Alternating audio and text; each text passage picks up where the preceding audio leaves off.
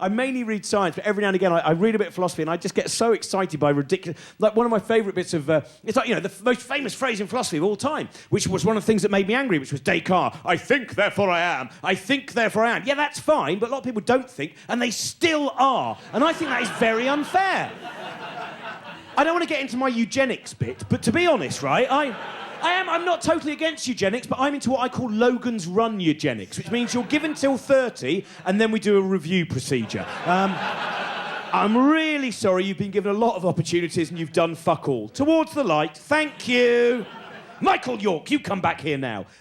Yes, cats and kitties, you're back in the Media Funhouse. Hi, I'm your host, Ed. This is the Media Funhouse, and we are the cable access show that's proud to bring you everything from high art to low trash and back again. I say that week in and week out, and tonight, once more, I want to go to our consumer guide department. This is both a consumer guide episode and a Too Good for BBC America, because I talk about British comedy that is just never seen on American TV. So this is both of those at the same time. I'm going to start off with, well, the company, I should say, right off the bat. This is a company in Wales. They have a little tiny disc. They're very environmentally sound. They have these little cardboard little packages, and it is called Go Faster Stripe. We talked about them before here on the program. We talked about their amazing releases of Simon Munnery and Richard Herring and all these people. Tonight we're going to talk about old and newer comedians, definitely new to me, people I'd never heard of before. The first gentleman is a gentleman I'd never heard of in my life, Tom Binns, who does character comedy. And on this DVD, it is called Ian D Montfort is Unbelievable. It's a parody of psychics, which is well-deserved. I think there should be more abuse of psychics.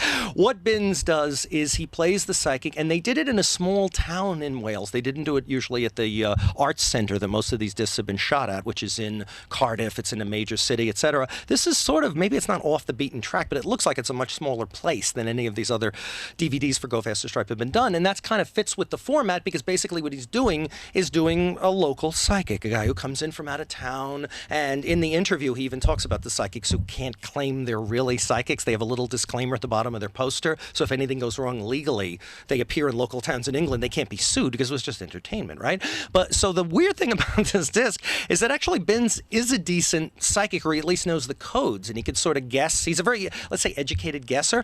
So the odd part of him playing this character is that he gets stuff right, which I thought was weird, because I thought the whole point is what I really enjoyed. The part of it that I really enjoyed is him just kind of floundering around in people's lives and saying, well, you knew a man who drove, right? He drove. That kind of stuff, which I just think is very, very funny, because basically that's how psychics, that is the secret of psychics, is giving generic solutions to people's lives. You knew a woman, you knew a dog, the dog liked to play, you knew a woman, she was loving, these kind of generic things. So Binns does a beautiful job in this disc doing that character. As I say, who is he? He's a character comedian DJ. I had to look up exactly where I might have seen him before, and I had seen him on Fist of Fun, the Ian Herring show that came out from Go Faster Stripe, Armando Iannucci's Saturday Night Armistice, Alan Partridge's Knowing Me, Knowing Yule. That was the Christmas special. They ended the Partridge, one of the first Partridges series with. The IT Crowd. He was on that one too, the Graham Linehan show, which is terrific. So he plays this Sunderland psychic, and they give you an extra, which is him playing his other character who's really pathetic, a really funny, pathetic character named Ivan Brackenbury,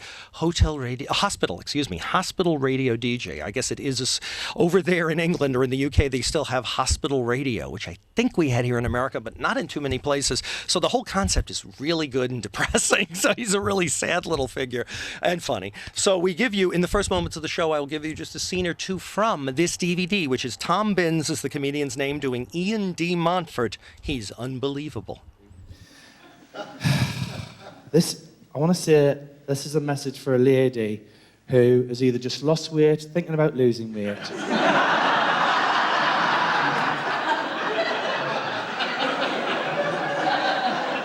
or has been talking to someone about losing weight. Does that make sense? And I've got a vivid image of her. Now, this might be going back some time, but I can see it. I'm being very conscious of an image of her, and she's in a schoolgirl's uniform. So this is a few years back, and she's being fingered for a crime.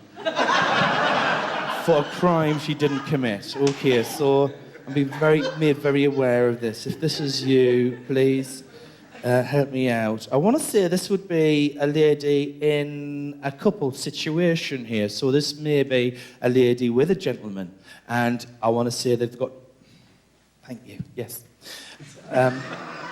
I want to say they've got babysitters at home right now. Does that make sense? So a couple here tonight with babysitters at home right now, and they didn't get proper references. But you mustn't worry, okay? There's nothing to worry about. That's what's coming through very strong. Kids are very resilient, okay?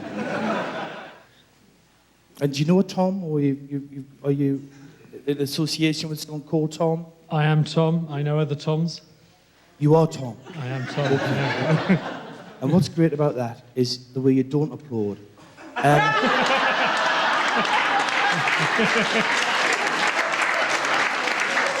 Out of respect for the dead, and I appreciate that, but these people have come a very long way, okay, to be with us tonight. So if they do get something, you know, something right, even if you think it might be a coincidence, it's best to give them a bit of encouragement just the same. It's not for me, you understand, it's for them, okay, not for me. And it probably won't be a coincidence. Oh, Tom, I'm getting such a lovely energy off you. You drive, don't you? Yes, I do. Yeah. And you've got your own car. I have, yeah. Yes, that's right. And it's a black car.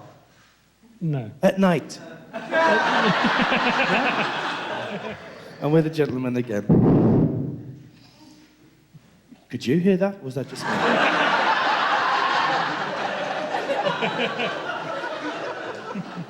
Move it a little bit out. I'm with you again, Tom.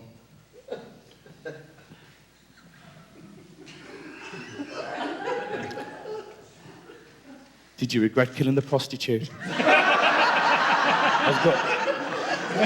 can see you in the car situation, I see you in the passenger seat, and you're like this, and she's flying all over the place. What happened? Did she spook you, or you spook her, and you're hitting, and you just catch her wrong, and she flies forward. I've got her hitting the windscreen, and then just dead in the footway. You didn't tell her about this, did you? And you drive on your way, you throw her out of that car like nothing that way. No. Not a prostitute. A wasp. It's a wasp. We go from a comedian I'd never heard of before, who I very much enjoyed, Tom Binns, to a guy we featured a few times before on the program. He was here in New York. We tried to get an interview with him. We talked about him with Josie Long when we interviewed her.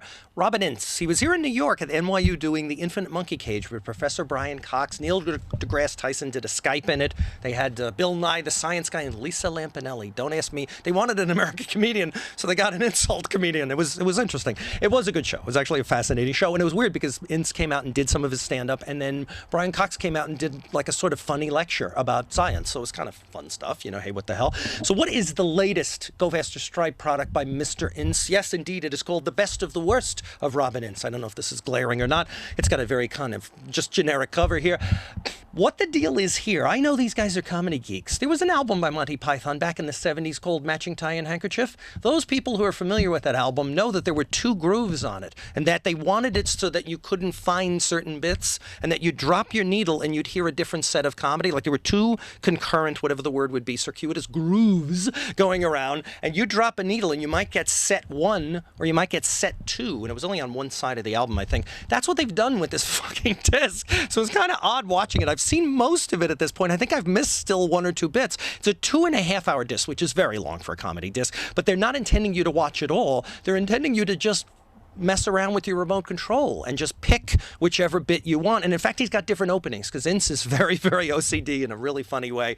And he does different openings based on sort of, well, you don't know, you haven't seen this yet. And he then explains one of the footnotes in the previous, if you don't see I saw them in a row seemingly, so I got to see the intros where he quotes the other intro, and how the hell, I don't know. It's funny. It is, believe me, it's sort of funny. And I had mentioned last time we talked about Ince that he kind of does tangents, kind of what I'm doing right now. And the fascinating thing is he's always got a punchline. He does actually finish his bits. The closure, when he reaches closure, you are amused. It's interesting, though, watching him, because sometimes you wonder, is he sort of spinning off into outer space, doing these kind of fascinating tangents, but tangents that are going weirder and weirder. What are his two personas? Well, they're sort of the same persona now.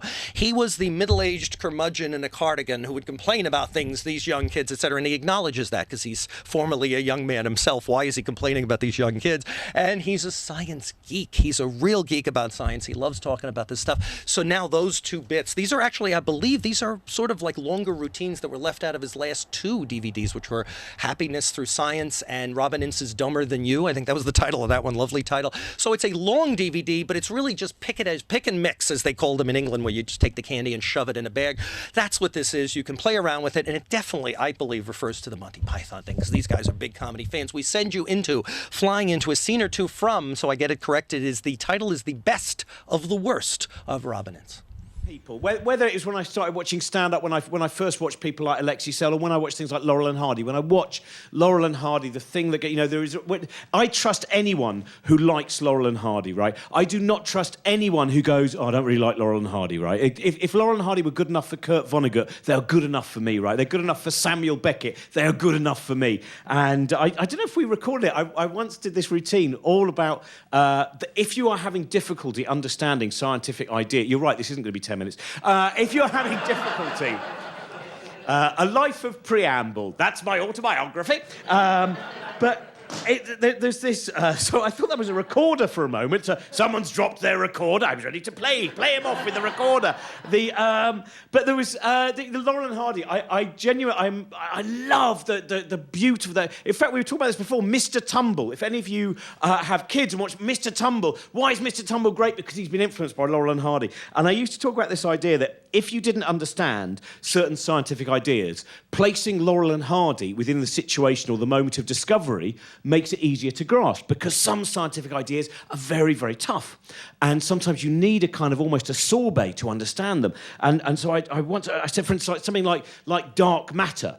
You know, when you're trying to think about dark matter, you've got dark matter, you've got dark energy. There's two pretty recent ideas in science you can't understand. I said, place Laurel and Hardy within that situation. And so you've just got Stan Laurel with a telescope going, there doesn't seem to be enough matter to make the universe. Not enough matter to make the universe. Give me that.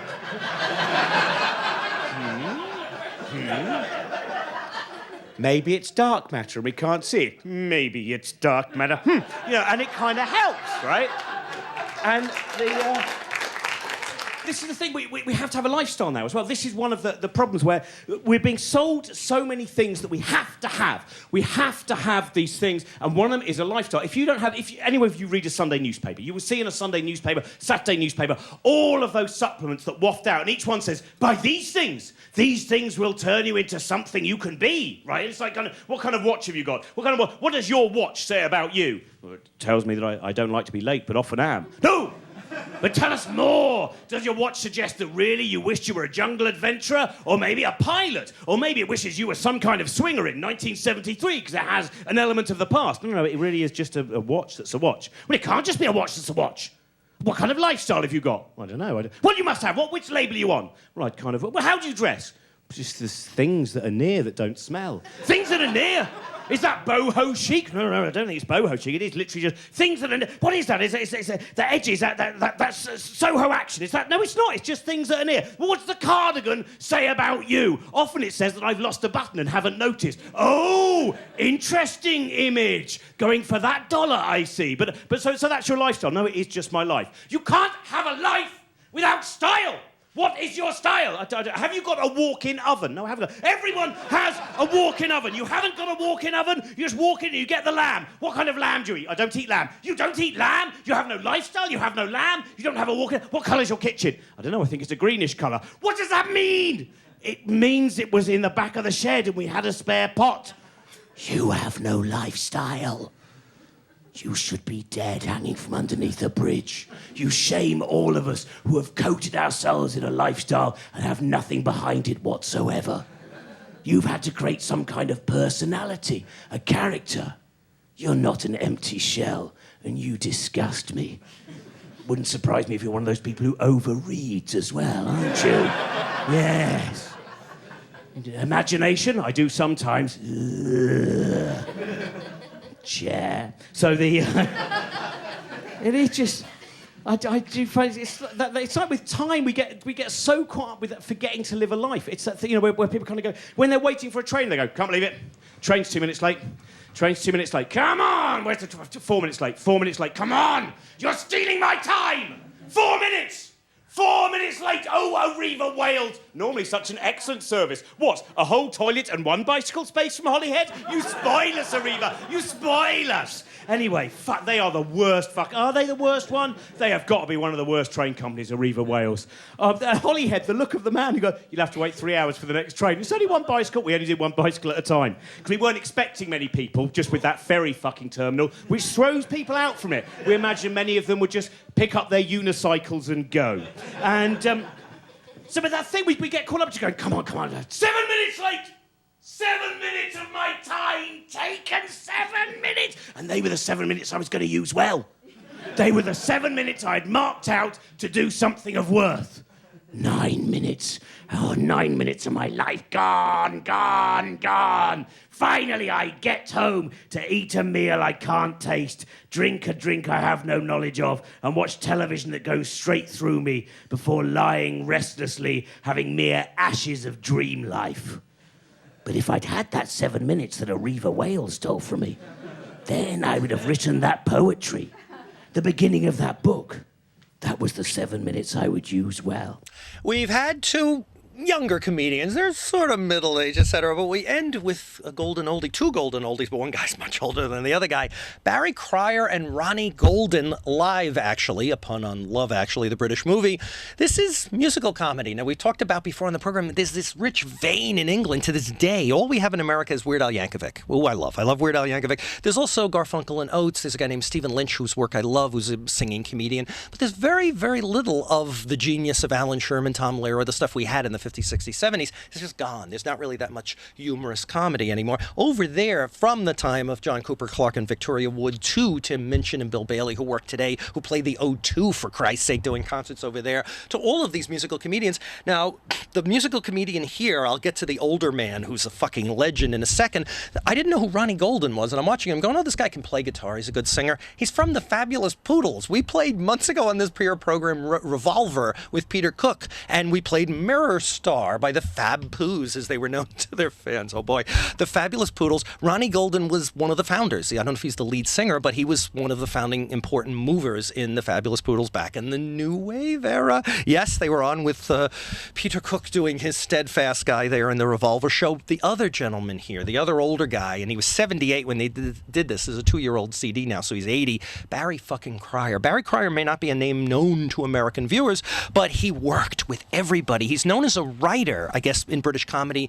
Now he's known mostly as a comedian, as an on-camera presence, and he's always been an on-camera presence, but in amongst the people he wrote for were the 2 Ronnies, Morecambe and Wise, Spike Milligan, Kenny Everett, one of our favorites for people who knew who Kenny Everett was, Dave Allen, Tommy Cooper, just a lot of the guys. He worked on the David Frost Report. Now, I'm not going to include David Frost with those other great comedians, but working with him was Chapman, Cleese, Feldman, like all the guys.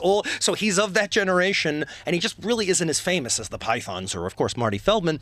But Barry Cryer, and the oddest thing is when American comedians would come over, he would spice up the acts of Richard Pryor, Jack Benny. He's talked about this with Richard Herring on one of his podcasts, and George Burns. When they would go over there, they'd need a few local references or whatever, and Barry Cryer was a writer for hire. So he's worked for everybody. I mean, he just literally is. And for those who remember the original Funhouse guest, David McGillivray, he just appeared in a gay comedy short called Trouser Cafe, I think it's called. It's a John Gielgud script that our friend David McGillivray shot a short from that he was not really supposed to do. There's a few legal cases pending, but I mean that seriously. Barry Cryer stars in this thing that our first guest on the Funhouse, David McGillivray, wrote and produced. I don't think he actually did direct it, but it's called like Trouser Bar, and Barry Cryer's in there with a lot of young hunks. Even though the man is solidly straight, he is in this wonderful thing. We're now going to give you just a few scenes. So what we have here is musical comedy. I can't describe it. It's very old school comedy. They do have setups and punchlines on occasion, but the music is actually really good because the guy is a good musician, Ronnie Golden. It's very fun stuff. It is called Live Actually. The people are Barry Cryer, a fucking legend, and Ronnie Golden from Go Faster Stripe.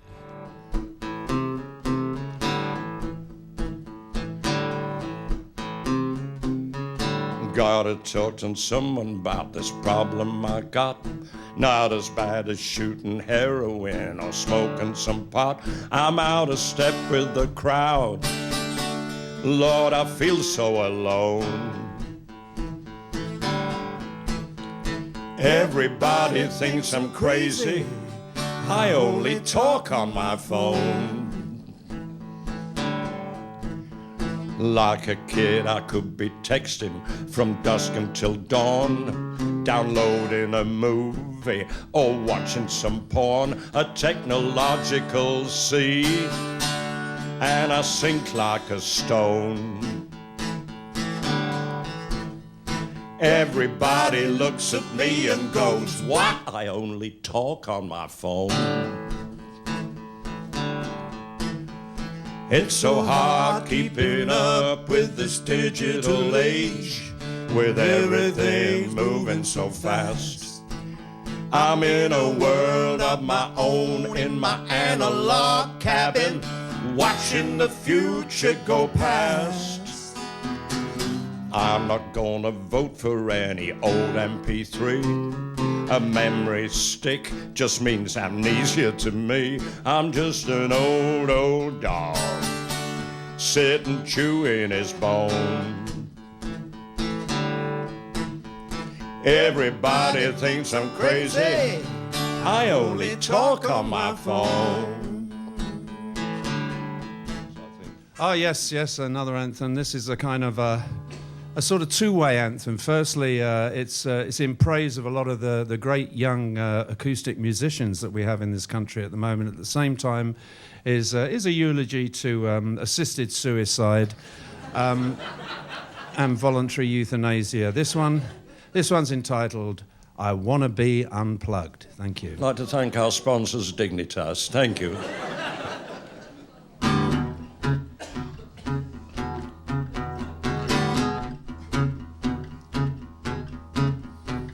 Sick and tired of lying in this hospital bed, all wired up and intravenously fed. My varicose veins plugged into the mains, starting me to thinking I'd be better off dead. They're waking me up to give me sleeping pills. My life is looking empty as the catheter fills. I wanna be unplugged. Don't wanna stay here for another day. Put me in the hearse and drive me away. I wanna be unplugged. Unplugged.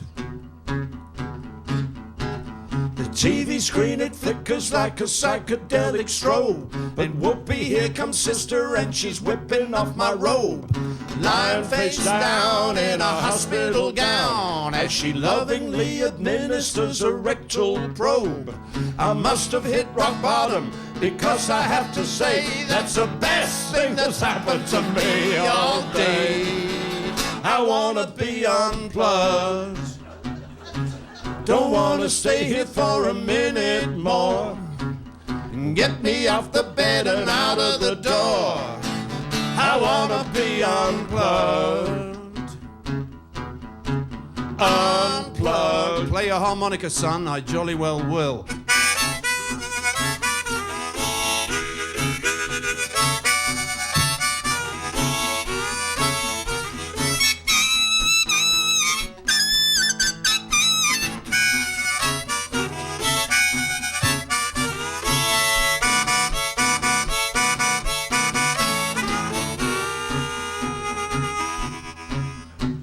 They took away my dignity, they took away my teeth, they took away my trousers and the things that lie beneath.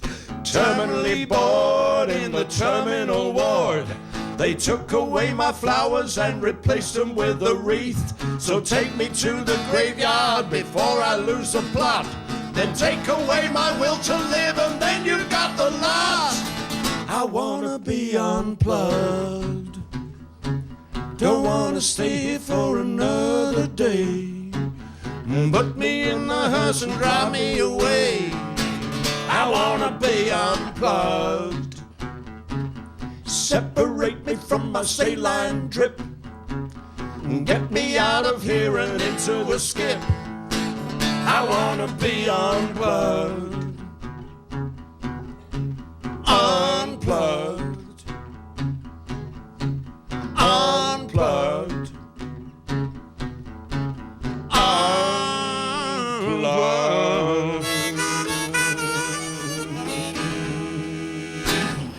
Those were scenes from, yes, another Go Faster Stripe release. Barry Cryer and Ronnie Golden's live. Actually, in the final moments of the program, I do want to ask you for questions, comments, suggestions on this or any of the other episodes you might have seen in our series. Definitely want to hear from you. Feedback is always appreciated. I really mean that here on the program. Definitely want to hear from you. Also, I want to thank the folks who participated in this here episode. Yes, I do tell you we don't ever sell anything. We just tell you that stuff is available. We do say that Go Faster Stripe does some wonderful work, and I want to thank Chris Evans, the gentleman who really is the paterfamilias. He is the head of Go Faster Stripe. Thank you to Chris Evans, not Captain America. Thank you to him for having gotten me and keep me apprised of what they're putting out, which is wonderful stuff. They just did a whole day of taping over there with Simon Monnery, etc. We look forward to those releases in the future. Thank you so much to Chris. I also want to thank for his help above and beyond the call of duty. Thank you so much to cameraman Carl for his help in the not so late evening hours. Thank you, Carl. And I want to thank you folks for catching us. When can you catch us? We're currently on Saturday night, Sunday mornings. That's Saturday night, Sunday mornings, 1 o'clock a.m. on RCN, Fios, and Time Warner. We are on Time Warner on channel 1997. That's right beneath New York 1. It's 1997. We are also on the MNN feed. Yes, MNN.org. We are on for the next day. You can catch us on Sunday if you've missed us or anybody's out of town wants to catch us or you want to see the program again. We're on the Spirit Channel. Don't ask. I don't know. We're on the Spirit Channel, which is channel 3 on MNN.org throughout Sunday. I do ask you to come back here to the Media Funhouse next week. I mean, like a chapter, for instance, here. How many people here would go to the cinema on their own? This is great. Like, this is a lot. Now, most audiences, you will not get that many people. Most people find it very weird. I don't know if you ever go to a mainstream cinema, if you go in the cinema on your own, people find it odd. If you walk in, they go, oh, that's a bit weird, isn't it? Look over there, that bloke there. It's a cinema on his own, isn't he? Why would you go to the cinema on your own? What are you going to do in the cinema on your own? Watch the film? Take in the art of the film? Leave after the end credits? It's a bit mad, isn't it? We should probably call someone, shouldn't we? Because that's not what the cinema's for. The cinema's for this, isn't it? Yum, yum, yum, yum, yum, yum. Yeah, it's Transformers 2. It's even better than the first one. Yum, yum, yeah, Weatherspoons, 10 minutes. Yum, yum, that whole thing. You know, it's like if you drink on your own, people go, you drink on your own? Why'd you do that, you sad sod? You drink on your own. Well, I don't know. So I like the taste of drink. I like the experience of drinking. Oh, you should only drink with your mates. Oh, well, why is that? Well, because the only way I can handle my mates is by getting some kind of alcoholic chemical imbalance. Oh, right, I understand that. Your mates are twats. And the...